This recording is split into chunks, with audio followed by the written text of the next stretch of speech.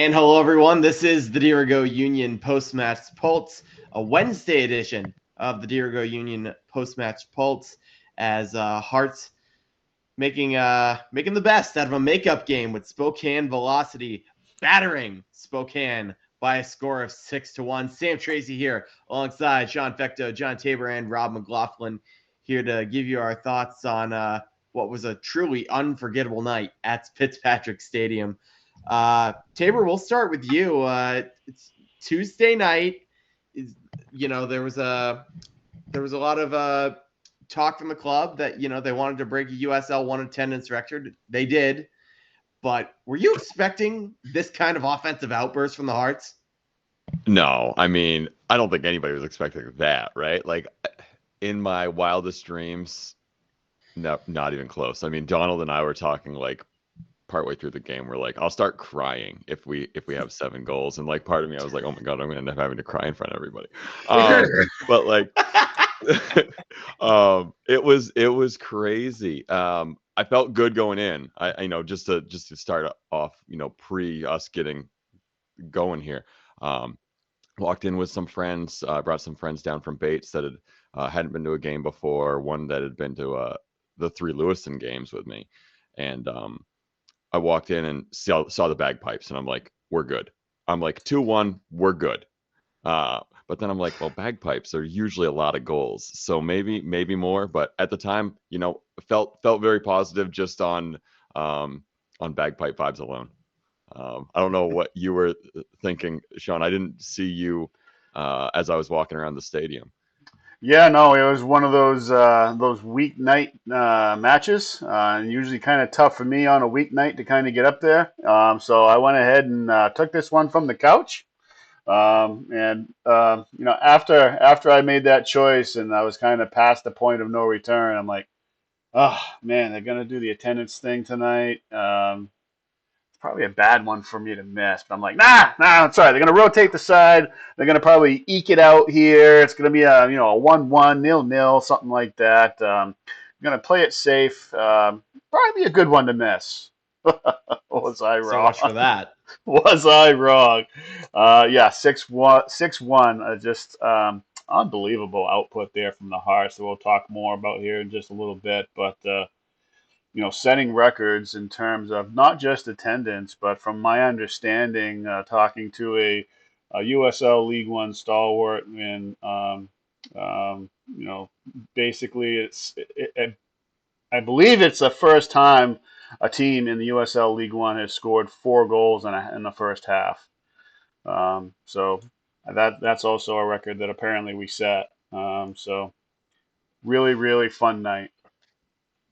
And on that, just a quick little insertion here that it is the second largest victory in USL 1 history. I believe the first one is involved Central Valley Fuego, who are no longer in the league, and another club. I'll have to double check that, but second largest margin and or second largest victory in USL 1. Rob, were you expecting this at all?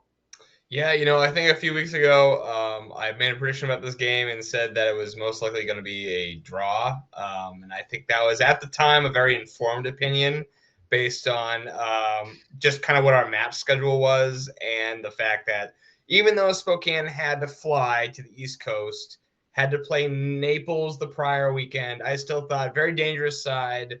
Most likely they'll come to town ready to play for a draw. And that was what I thought they were going to do. I really did not think that Spokane would come out and be aggressive in attacking, which is not really a good thing to do against the Hearts of Pine. If anything, Spokane proved the rule that our system does work. But yeah, I like Sean, I did not get to go to the game. I was on a trip with some friends up on MDI this weekend. And I did get the game on. I think I started in like the 10th minute, and I did get to watch the first 2 goals. That was great. And then dinner was ready. I was like, all right, well, I'm gonna walk away from the TV for a few minutes. They're up by 2 goals. I feel okay about this. And I came back when it was 5-1, and I was like, what the fuck happened? I was like, all right, everyone, I'm sorry. I'm unavailable for the rest of the evening. I need to see how this ends. And I did not believe I was going to get to see another goal, but I did. And it was crazy. I really regret not going to the stadium last night. Yeah.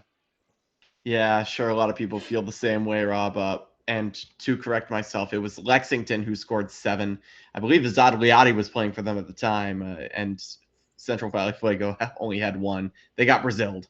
And we were hoping that Spokane would get Braziled, but unfortunately, just wasn't to be. It got real close. It got real close. We got real close. But we'll get right into it. It seemed very early on that Spokane just sort of controlled the play, but against the run of play in the 18th minute, JayTee Kamara draws about 3 defenders in and leaves one for Natty James, who rockets one and goes bar down to open up the scoring for the Hearts. John, just a thing of beauty, isn't it?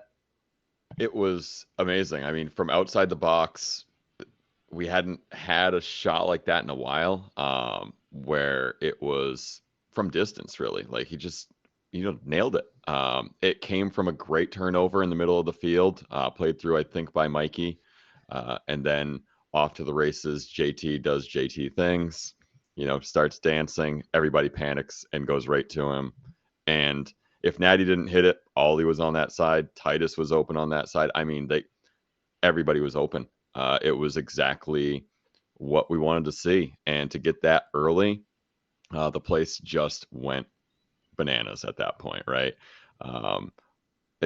Rob, this was one of the few goals you did see. What was it like on TV? I did get to see this one, and it was a beautiful goal to watch. I think there's been a lot of talk in the community about certain Hearts of Pine players and their finishing quality, and asking if in the big moments will they be able to deliver. And I think it's really great to see Natty James take one of those big moments and convert it into that goal that we saw last night.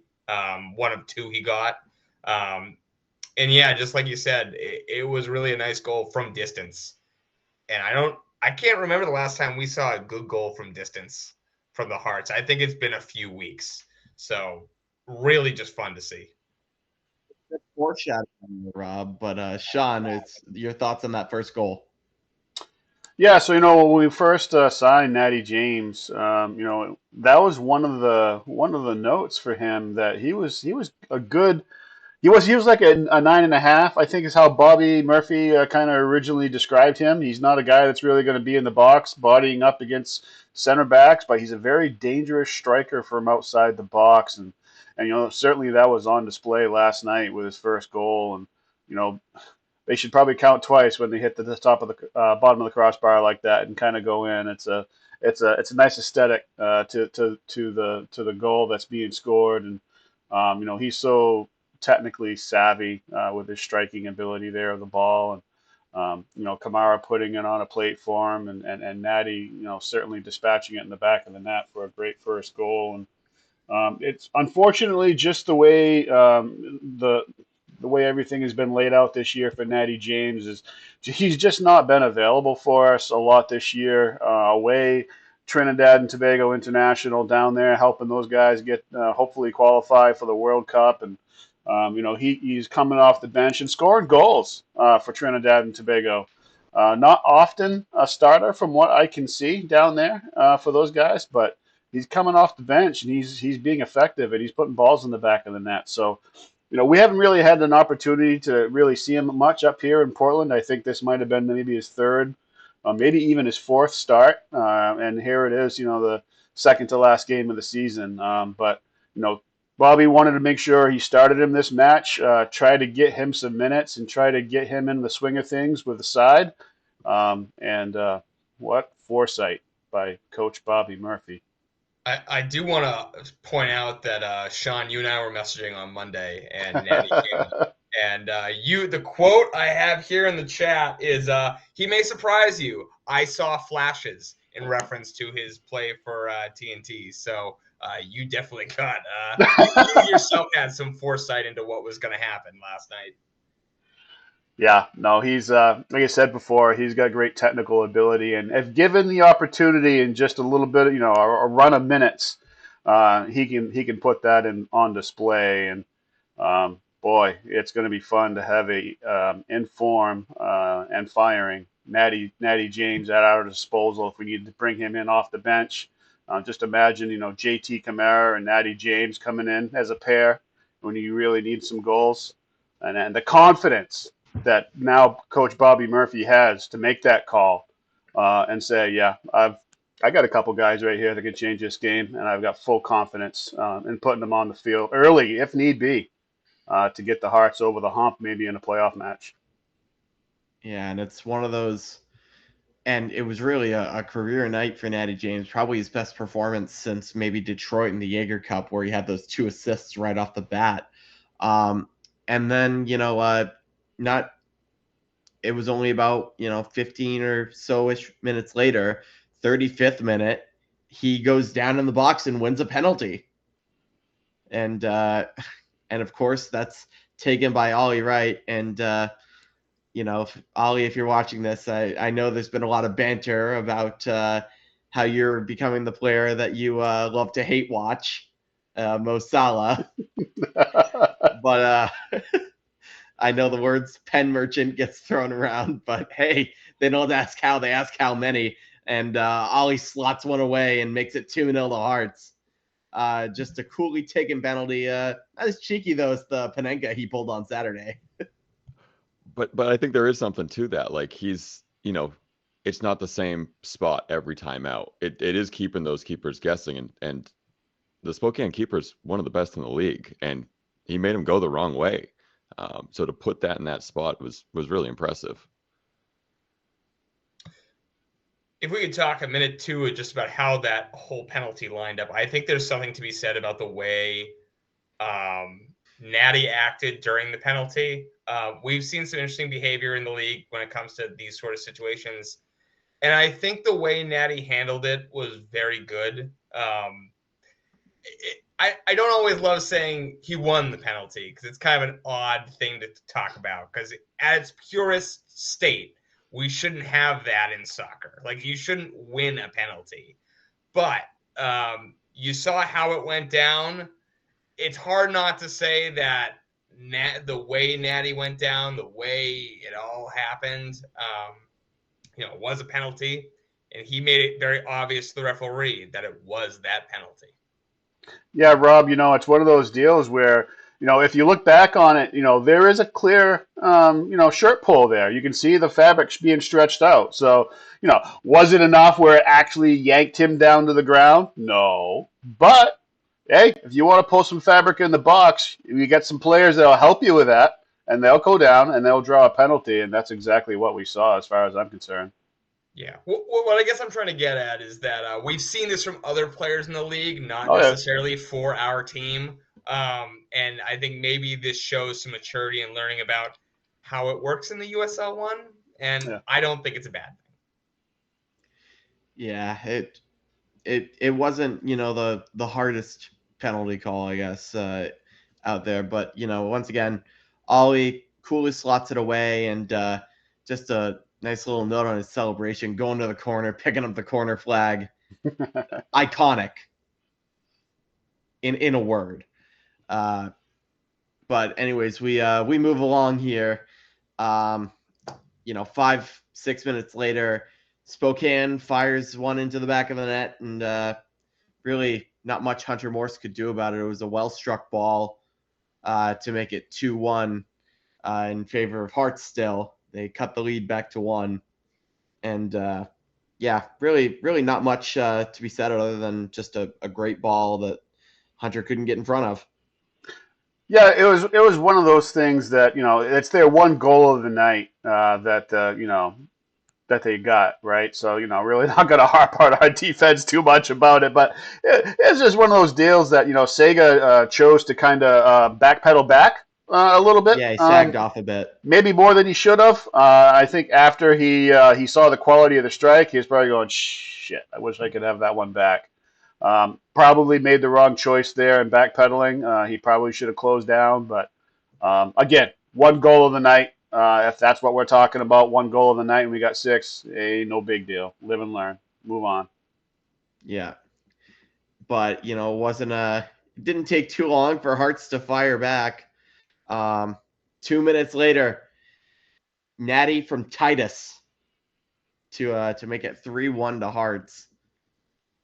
And this one, kind of similar in that the defenders sagged off and Natty just decides to fire it on goal and it finds the back of the net. Just a really well struck ball by Natty James. Yeah, I think this play of all of them really showed what happens when you come into Fitzpatrick, play the Hearts, and you play a very hyper-attacking style of soccer where there is a lot of open space that's left. Hearts kind of move into that, sort of those channels, and really use that as catalysts to kind of make their plays happen. It was very similar to Westchester away, where it was very transitional through that whole first half at Westchester.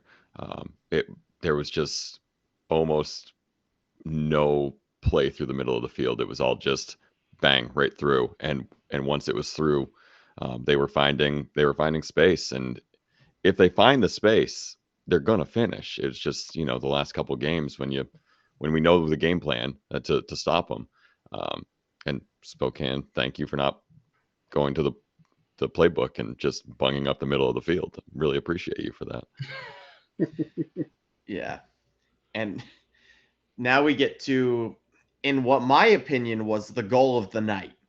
Let's see, we're in the second minute of stoppage time.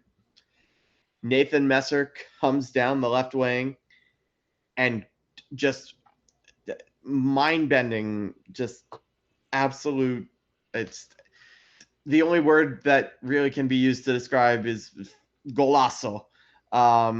He curves one, going from right to left, finds the top right corner of the net, and sends Fitzy into just pure elation. In what could arguably be the goal of the season. Anyways, I'm gonna quit gushing about it. Rob, your thoughts?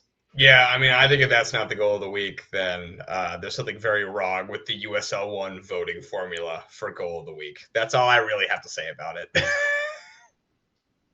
Tabor? It was a great cross. Yeah, man, it was awesome. You're gonna say that when during the celebration he turns in your general direction and he says, "I meant to do that." No, I mean, good for him. I mean, I would turn around and say that too, probably. I'm never making that shot or cross. I couldn't do either thing.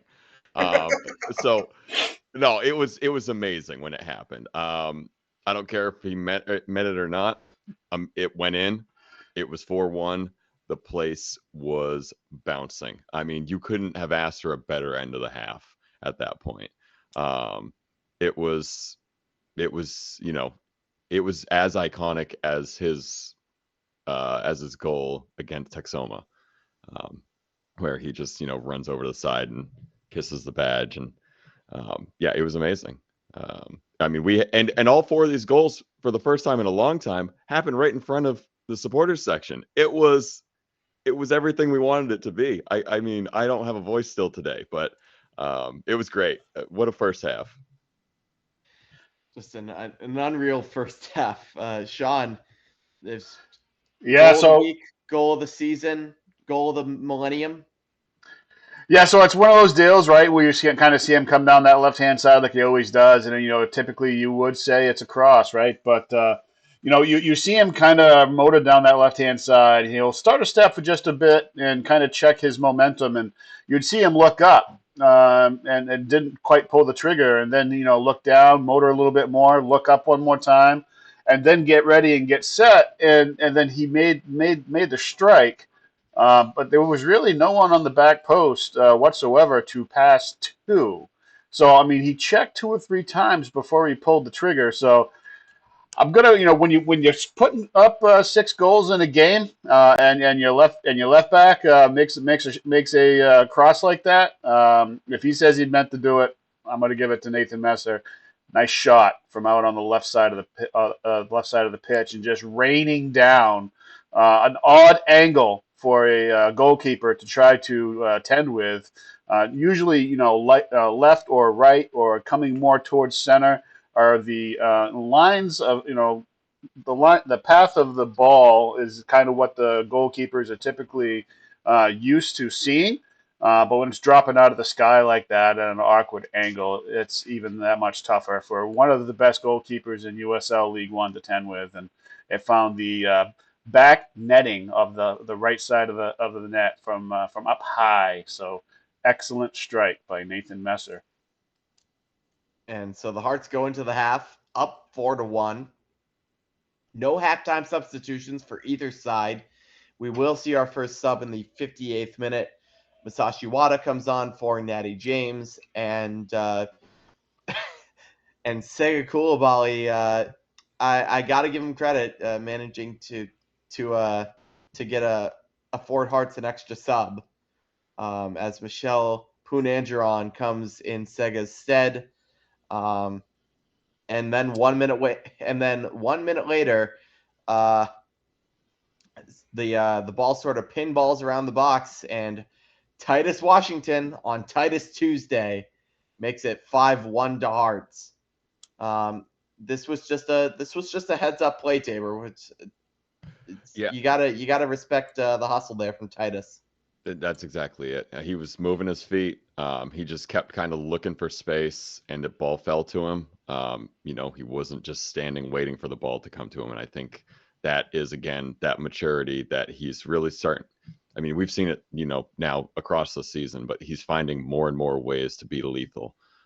And just that time he made himself available when the ball bounces in and just nails it right into that corner. It was beautiful. Yeah, no, I think that that was the basically. I think Ollie took a strike. JayTee might have taken a strike, right? Isn't that there's like two different rebounds, I think, and then Titus is finally the one that kind of he drove his foot through it and put it in the side of the net.